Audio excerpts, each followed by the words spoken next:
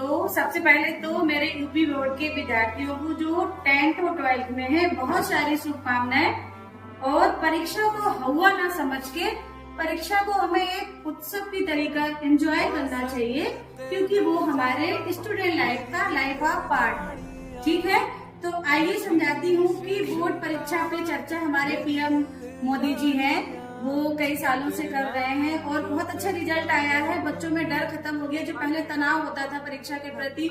और मुझे तो लगता है, I think as a teacher, कि परीक्षा पे चर्चा सिर्फ टीचर को ही नहीं करनी चाहिए, हमें स्टूडेंट्स को आपस में करनी चाहिए, पेरेंट्स को भी करनी चाहिए, पड़ोसियों को भी करनी चाहिए और रिश्तेदारों को भी करनी चाहिए।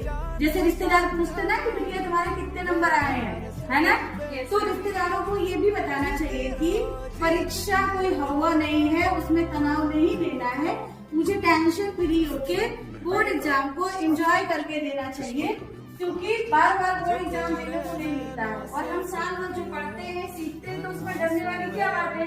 तो आइए बोर्ड एग्जाम से संबंधित कुछ पॉइंट्स में अपने 10th और 12th की स्टूडेंट्स को बताती हूँ कि मुझे परीक्षा पर कैसे बात करनी चाहिए, कैसे परीक्षा को मतलब एंजॉय करना चाहिए और कैसे अटेम्प्ट करना चाहिए क्वेश्चन पेपर। ठीक है, तो सबसे पहली बात जो है परीक्षा के लिए कि प्रश्न को पढ़ना और समझना।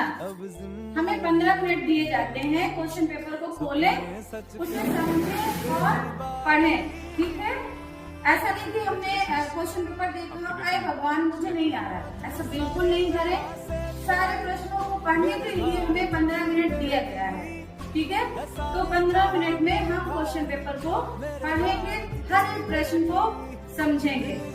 उसके बाद में हम क्या करेंगे, जो हमें प्रश्न आते होंगे पहले हम उन प्रश्नों का उत्तर देंगे, चाहे वो ऑब्जेक्टिव हो, शॉर्ट क्वेश्चन हो या लॉन्ग क्वेश्चन हो। ठीक है, और जरूरी है कि हम प्रश्न संख्या जरूर डालें कि प्रश्न खंड खा का पहला, खंड गा का दूसरा।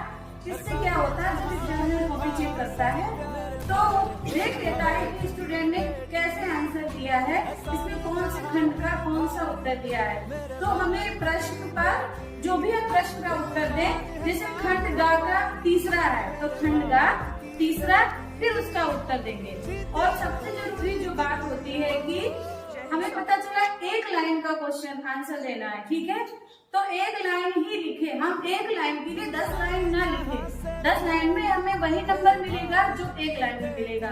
और सबसे बड़ा आप लोगों का नुकसान क्या होगा कि टाइम वेस्ट जाएगा। ठीक है।